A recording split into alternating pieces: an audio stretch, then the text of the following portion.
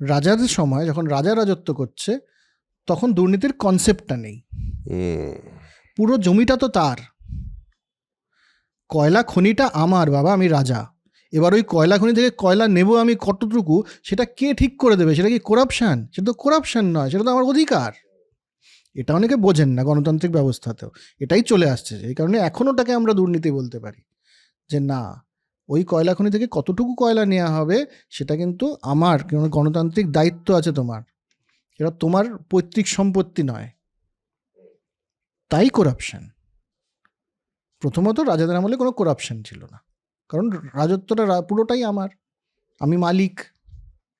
মালিকের আবার করাপশান কি? আমার জিনিস আমি নিচ্ছি, এতটুকু নিচ্ছি কি না অতটুকু নিচ্ছি, তুমি তো বলার কেউ নও। প্রশ্নটা তো এসছে গণতান্ত্রিক ব্যাপার হওয়ার সময়। তো এই পাবলিক প্রাইভেট ব্যাপারটা বোঝা খুব জরুরি। এখনও আমরা বুঝে উঠতে পারি না যে ও শাসক, ও একটু না হয় নিয়েছেই, তাতে আর কি। কি নিয়েছে? জিনিস নিয়েছে, ধরেন কয়লা নিয়েছে, অনেকেরই তাই মনে হতে পারে যে ও তো শাসক। যাদের মাথায় এখনো পর্যন্ত মনে হয় যে যে শাসক সে রাজা, তো পুরো রাজত্ব, পুরো রাজ্য, পুরো দেশ তো তার নিজের সম্পত্তি, তো সেখান থেকে সে নিলে পরে সেটাকে কি আমি দুর্নীতি বলবো? বলবো না।